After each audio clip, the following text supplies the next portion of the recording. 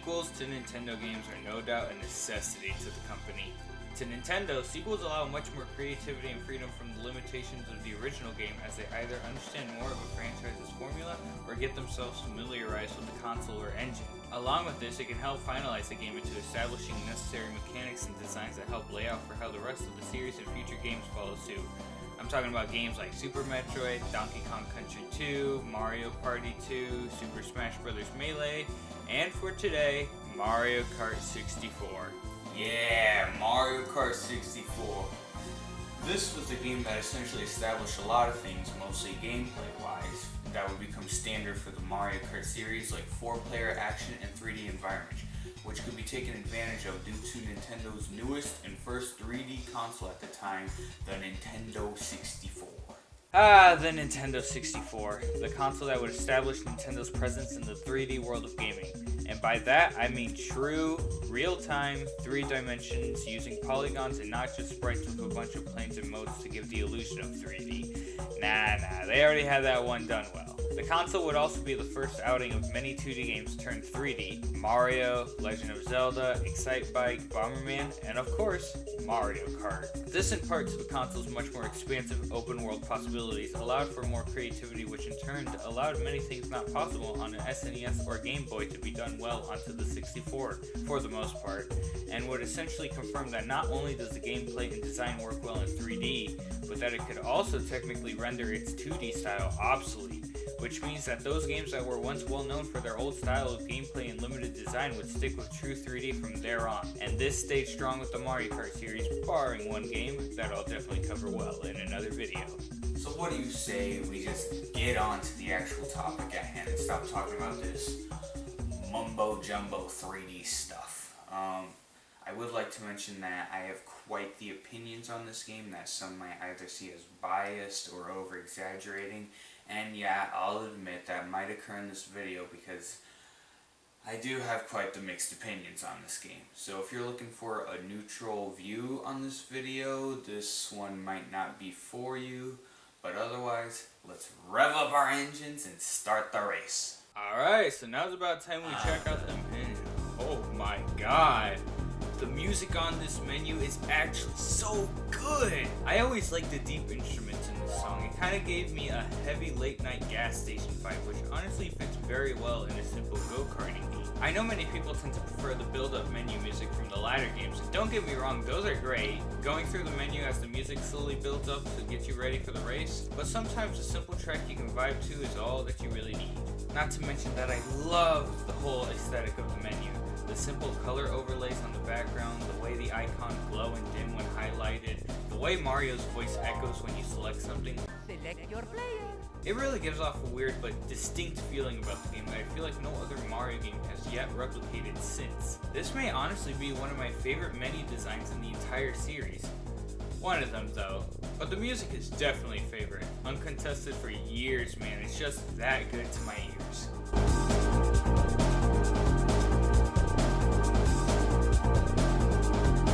Aw man, check this out. The character select screen.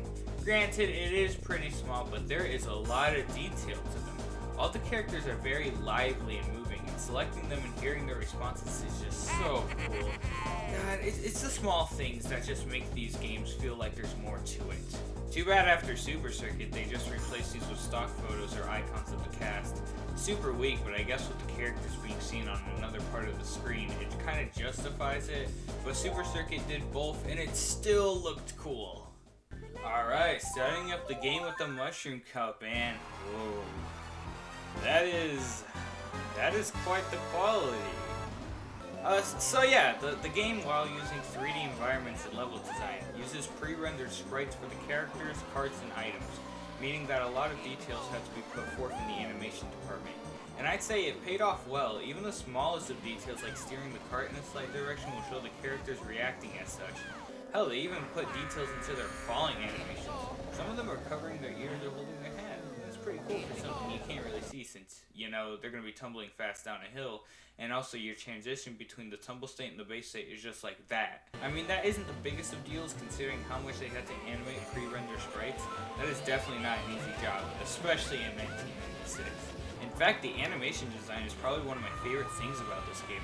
I always love the way the characters interact with the environment and how they collide with things. Most Mario Kart games will simply make the player spin out or toss forward a bit whenever they get hit by an item, but in this game, even the most oddest of items will cause you to fling into the air like as if someone stepped on the handle part of the broomstick while you're on the opposite end. Some of these end up just flinging off the course at mad velocity while the character screams in pain, wondering in a confused daze on what the hell is going on. And I love the way the items crudely track opponents, so sometimes you get moments like these.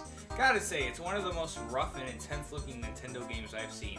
Though, being rough and intense does show that it is rather unpolished in a lot of areas, especially with the items. But we'll get to that when we do. Despite the detailed animations for these sprites, they are pre-rendered, meaning they have a bit of a fuzz to them, which isn't a huge issue, but it's honestly kind of noticeable here. The characters are a bit too jarringly fuzzy, honestly, and I guess that works well on the eyes compared to the rest of the tracks, and plus this was meant to be played on a Nintendo 64, and TVs back then didn't have the strongest qualities except for the most expensive ones. But like, couldn't they have polished the models a bit?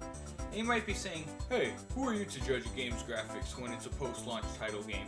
And yeah, you'd be right, but this game was in the works for years, possibly around the same time or a bit after Mario 64 began developing.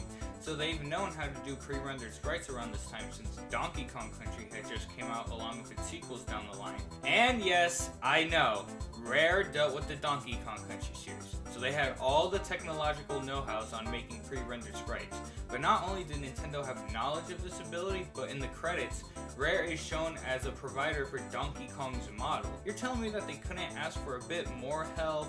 I find that hard to believe. Whatever. It's not the biggest of issues. The game is still playable, and it's not like these hamper the overall design and art of the game. Colorful, for the most part, flaring, and very animated.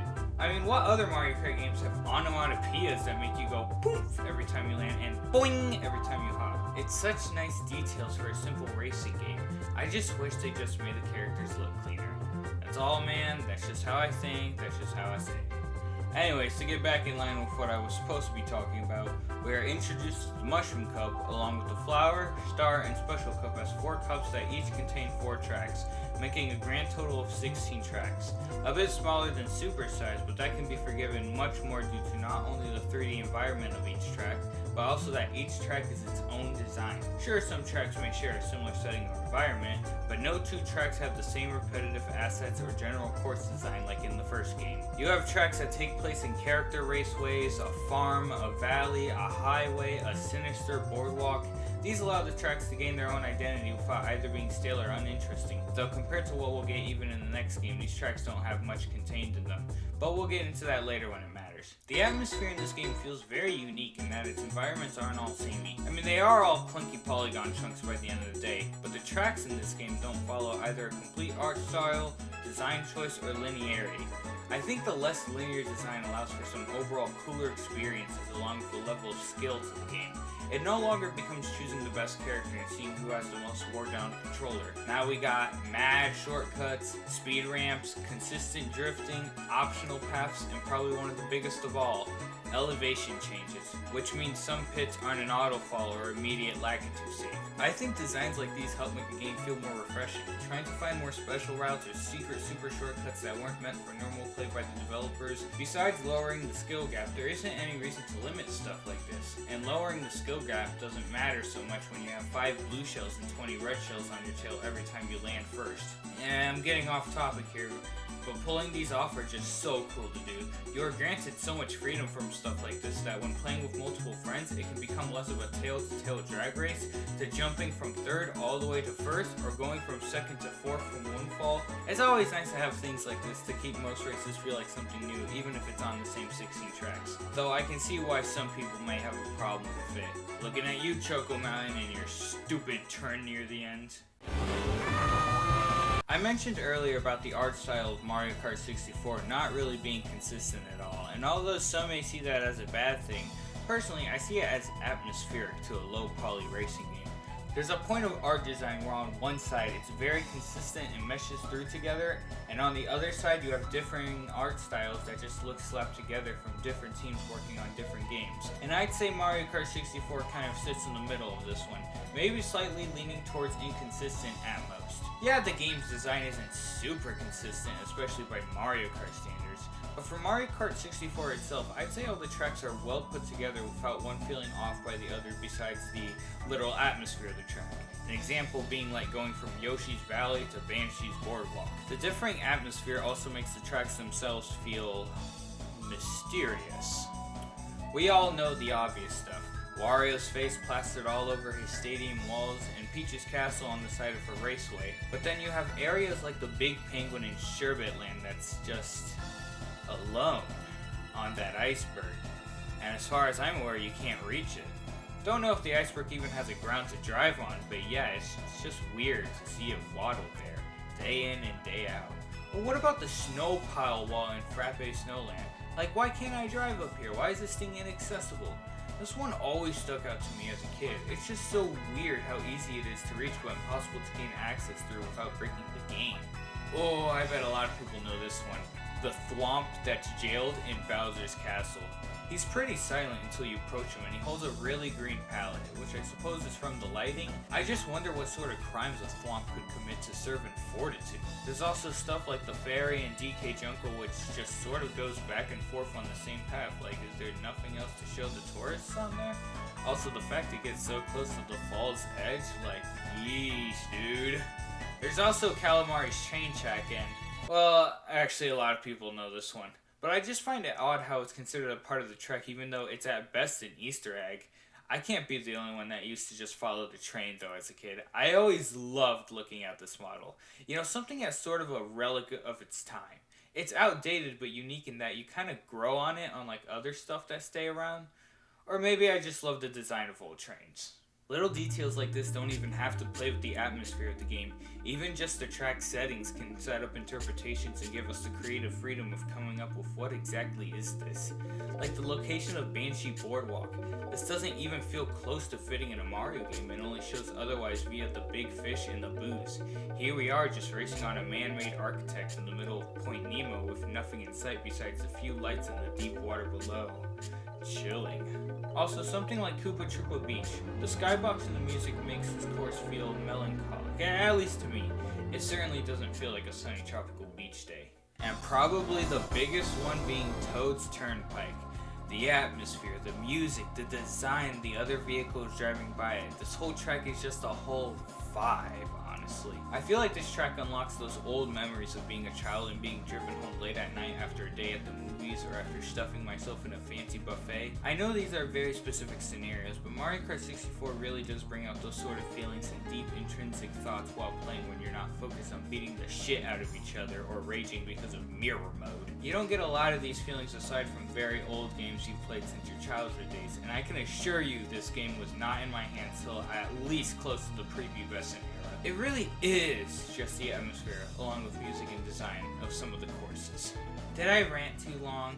Sorry, I'll get off of our shower thoughts and get back to what makes this game the magnum opus of the series. At least that's what people try to say about it. One major improvement is the controls.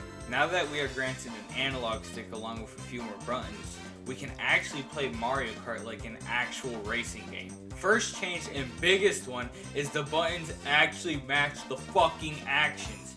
A to accelerate, B to brake. I still can't believe it wasn't a thing in the first game, but here we are, better late than never. Another big thing is the movement. Because of the environmental changes and designs of the tracks, the karts get a lot less when steering and in fact won't even spin you out if you hold a turn for too long. I'm glad they got rid of that. You can also perform a spin turn by holding both A and B. It's a very niche action, but it can help you if you're hit and spin facing the other way and you don't want to waste time going in a donut just to face front again. Like I said, very niche, but it does have its uses. Personally, I just love fucking around with it on my spare. Another action affected by the track's more open layout is the drift. Now instead of having that weird force of energy pushing on your cart throughout, you now enter this drift animation while retaining a bit of control over your vehicle, so you don't turn in too hard or accidentally make a wide angle. Drifting also allows you to build up speed with your own action by tapping the analog stick 3 times in the opposite direction of where your character is drifting, though holding a drift for too long will make you slowly lose speed if you don't gain or use any of it. Drifting also shows smoke signs signaling how much speed you've built up. This is honestly great. They're making improvements to the basic controls of the game, which is something you don't see often unless it has some sort of gimmick tied to it. Though it's not exactly flawless. For one, drifting is a lot more inconsistent in this game, and I don't mean by the boost performance or anything like the last game, no, I mean just by trying to get the action going. It happened a lot to me where I would try to hop into a drift but then I don't. Because for some reason I guess facing yourself forward after pressing the button and having held the direction earlier just doesn't constitute an action, even though I've never had a problem like that in any other game, even in Super Mario Kart. It's just really dumb. Another silly thing is the musical note action. When running over a banana, there's a chance where you'll hear a swerving sound, and during that time if you press B, you'll cancel out the spin. It's a pretty cool mechanic that actually serves a lot in the game, especially with the existence of banana bunches, but it also has the problem of being inconsistent. Sometimes I'll be able to pull it off, other times I'll swerve and spin out, or be forced to hold the B button for a while to actually get it, or in the weirdest case scenario, just spin out upon touching a banana even if I timed my press. Oh, come on, Nintendo! I get that this was a situation of the hardware at the time, but I don't see how the inconsistency of pulling off an action like this has anything to do with the new 3D design of the game. Alright, well that's all I have to say about the major gameplay changes. Anything else mentioned is usually minor but helpful improvements, like the more easy to perform and noticeable turbo boost during the Lakitu countdown, catching wind when opponents are in front of you, being able to hold and throw some items that you couldn't do last game. Actually, let's talk about some of the items. Instead of retrieving them through question block plates, you instead run straight into a floating item box. These are respawnable unlike the question block plates, however CPUs can use them too instead of it just being a player thing. Whether you see that as a disadvantage or not, it's entirely up to you, but we're going to talk less about that and more about the items within those boxes. And now we enter true primitive territory with these chances. Like, why is a star available within second place? And why is Boo available for first place? More importantly, why in the living fuck is triple red shells more available than triple green shells? Did someone fuck up their chance placements, or were the designers just really high when making this decision? This may not seem like a lot, but when you tie it with the fact that these items are also available to the CPUs of this game, which deserves their own category for this video, it comes down to boiling frustration, especially when you're playing the faster cups. I will give credit where credit is due and say that this item selection is the de facto list of items that appear in every game here out barring 2. And the ones that were from Super had been tweaked and balanced to be a lot more fair. Mushrooms now grant you speed that keeps going even after the initial use, though the initial speed isn't as fast as it was in Super. The golden mushroom was added in, which I only consider useful when cutting corners. You're only looking for the initial boost on this one, and that's it. You got your triple variants of mushrooms, green and red shells, though bananas are actually stacked to 5 in this game. Really weird, because although this was the first game to contain a multi-banana item, it wouldn't be until technically DS where we get an official triple banana item on the roulette. This item would only appear in this game only, never returning again, which kinda sucked, though I only liked it for when you hit someone tailgating you and you hear all those ping pong sounds. It's just funny. A new introducer is the blue shell, which aims for first place while gliding on the ground, hitting anyone that comes into contact with it. Turns out you can actually hold it behind you in this game and it won't break from direct cart contact either. Neat. The final addition would be the fake item box. Gotta say, this one was a lot more effective in this game because it was the exact same colors as the real item boxes. The only change is the question mark is upside down, and come on, you're not seeing that until it's too late. Though the trade-off is it won't defend you back from items if you hold it behind you, which is honestly fair. Just gonna jump back on the shells. The trekking on these suck. Besides green shells, which can bounce off walls and don't track players, red shells and blue shells, those two being homing shells, require a tracking route to follow the players. If you're ever told to hold your shells until you're on a straight path, there's a reason why. For about a second, throwing your shells will lead them to go off the route before realigning itself with either a character or the design tracking route, which is why the throw animations always looked crude. The problem with this is that they technically are active during this off-track animation, meaning they can collide with anything, including walls, which will kill any chance of your red shell or blue shells from ever reaching its target. I don't know about y'all, but that's kinda ass. It may not seem notable during the first few open tracks, but once you get to either the turns against the wall or the more closed-in tracks, that's when it becomes a lot more notable. Especially on stages like Bowser's Castle and Choco Mountain. The AIs have such a huge secret advantage on these stages most of the time because the items you rely on stopping them won't do shit because they're fucking breaking on the walls. Let's talk about the AI in this game. Instead of returning to the old racing formula, that being a rival system for each racer, Mario Kart 64 introduces a new form of AI balances, the most notable being rubber banding and 2 rival handicap. The handicap feature allows 2 randomly selected opponents to hold advantages compared to that of the player, which is why you'll usually see the same 2 characters place top 4 in the races throughout. The handicap design allows them to gain unique abilities. No, I don't mean by pulling items out of your ass abilities. I mean something like speed, which we'll get more into later, recovery, and teleportation. When it comes to recovering, AI hit animations are usually halved so long as they aren't on screen, and sometimes they'll straight up skip the Lakitu animation if they fall off the stage, being able to begin racing immediately after. You can see this pretty easily with the mini-map on the corner of your screen. Personally, I wouldn't have a problem with this if they either managed to differentiate between items or by not having the other dumb AI programs in the game, but they didn't. Did you know that hitting them with the blue shell is the same as hitting them with the red shell? I.e. they'll recover about the same time, which is bullshit! Especially when it comes to the stupid rubber banding system. Like seriously, who came up with this? Shells mean jack when your opponent is so far away that they'll be able to skip most of the animation just because they weren't in your view. Another thing I don't see talked about is the teleportation feature. It's not exactly a teleportation, but AIs will use the boo item and somehow reach further than usual, which either means that the rubber band is played in conjunction with the boo, or that boos give AI extra speed not given so usually. But by far one of the most dumbest additions has to be the rubber banding. In short, it sucks. And long, it has to be one of the worst AI balance mechanics in any of the Mario Kart games. So much so, I'd say it beats out Super Mario Kart and Mario Kart Wii's balance. Rubber banding is a mechanic for the AI that sort of works like a comeback. The AIs, if falling back, will be given a speed increase in order to catch up with the player. Now, this may seem all good, as most games have these and never suffer from it, but if it was good, would I be making a section of this video just talking about it?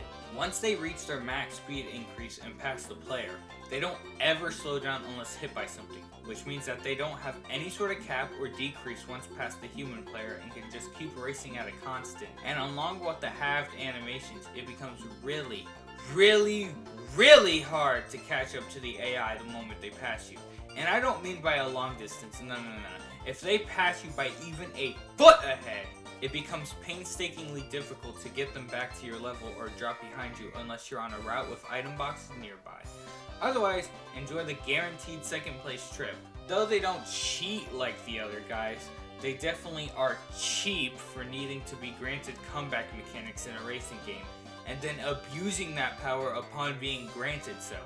I've never officially unlocked mirror mode in this game because of just how fucked the AI abilities are, and this is coming from one who's beat all of Super Circuit, Double Dash, and Mario Kart 7 modes and cups. This is by far the most difficult the Grand Prix has ever been, and I gotta say, I'm glad they learned it like one game immediately after.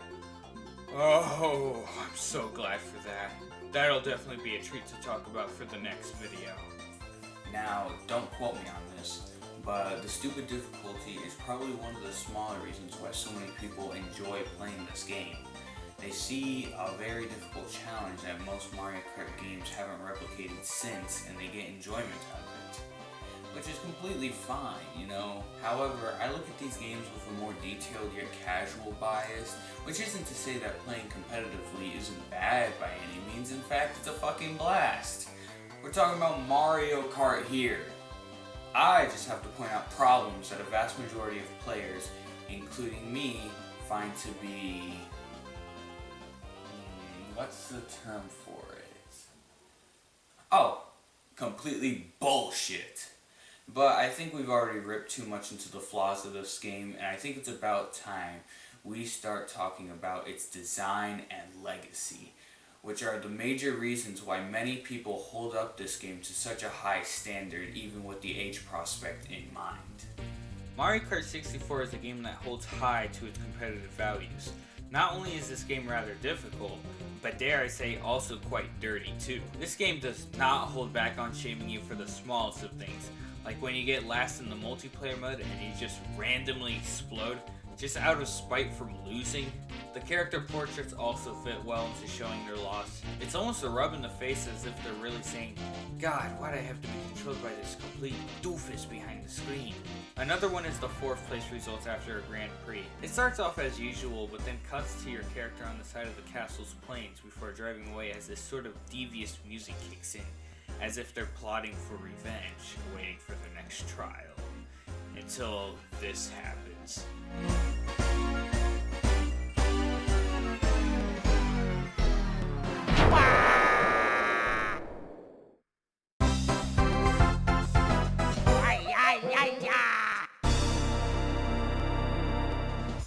Just kicking me while I'm down, eh, Nintendo?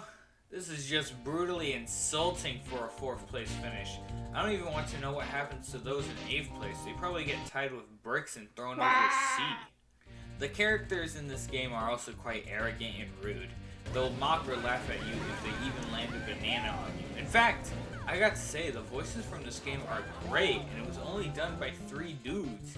I gotta say, these are probably some of the most exacerbated and enthusiastic voices from Mario and pals, and it's a shame these lines aren't used for like anything besides a few times here and there.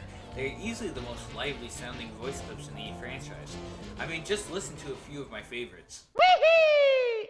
Bingo! Bye-bye! Mamma mia! Yeah! Ha ha ha! I'm the best! Ah ha ha ha! Fire! Why ya ya ya!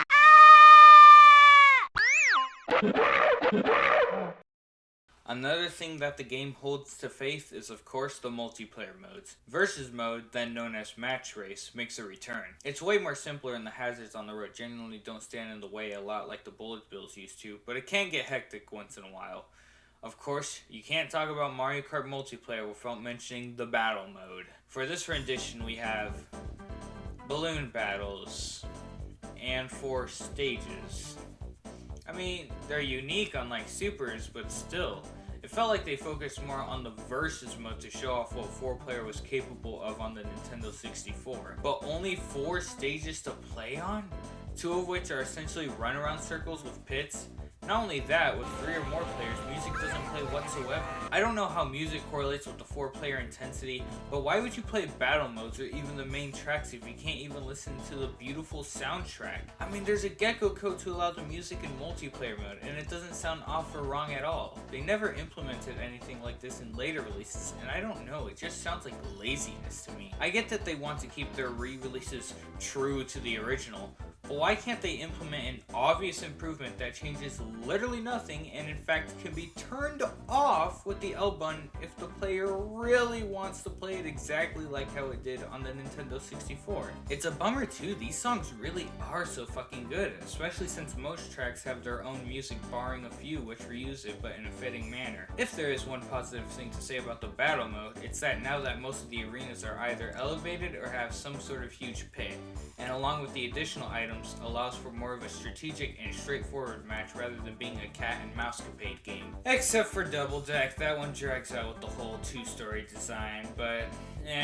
if someone plays their cards right, it'll end before sooner or later. I'm Luigi, number 1.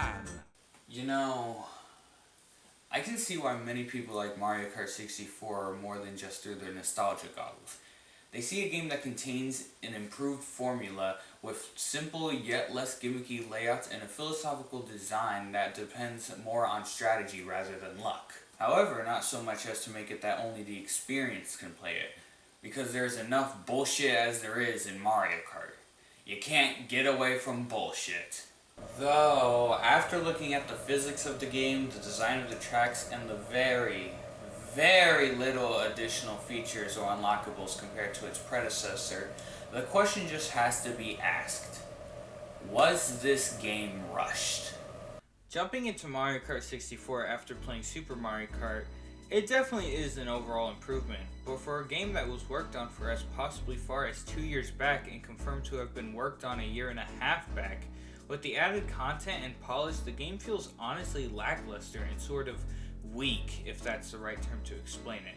Granted, there have been stories told by the staff during development about all the stuff they were experimenting with while working on this game, like what should the controls feel like, what tracks should and shouldn't be added in, the amount of animations that had to be done and redone because of storage failures during the development. It shows that they really did take this game into serious consideration and wanted to make it good. But as soon as the Nintendo 64 hit store shelf and holiday of '96 was rolling around, it seemed that they decided to crunch their development quick in order to reach it, and as a result we kind of got this complete game that plays as intended, but when you look at it in more detail you can tell that it needed more time for it to have a better polish. Also, doesn't help that they seemed really into trying to make 4-player work, which I'm glad they did. Why else would you have 4-player compatibility in a console and not have a multiplayer centered game not allow it? But they honestly should have skipped off the holiday scamper and took their time with the game some more. But because of that, in comparison to all the Mario Kart games, it is definitely one of the weakest ones in the series. Not the worst one or bad by any means, but I definitely played the other ones over this one. Only incentive to play is if we want a very chaotic and fuck around type game with friends, or if my only other option was Super Mario Kart. Mario Kart 64 released in 1996 and 1997 to overall good reviews and sold like hotcake, becoming the second best selling game on the Nintendo 64. It wouldn't be until 2001 that we would be getting another Mario Kart game. This time, it was on the go. Prepare for that review because that one is going to be quite something. Though I think it's about time we drop the topic of Mario Kart for a bit. Don't worry, we'll still be talking about Mario Kart, it's just it won't come after and after and after, because I do want to talk about different topics, and also I really want to make Super Circuit like a really, really good video. But the question to be asked is, would I recommend Mario Kart 64? Nah, not really. If you're wanting to play one of the older titles, or you really want to play a very chaotic multiplayer mode, then go for it. This one's got it. But if you're just wanting to play a simple game during your time off, no, not this one. There's a better Mario Kart games out there. Like, the difficulty is just too much, and there's nothing to it. Like, there's literally nothing to it besides trophies. No. However, to deny its legacy in improving Mario Kart to where it's at would just be silly and stupid. Still, there are better Mario Kart games out there than this one. So like I said, and I'll keep saying it, go play Super Circuit. Seriously, what are you doing not playing Super Circuit? Haven't I already told you to go play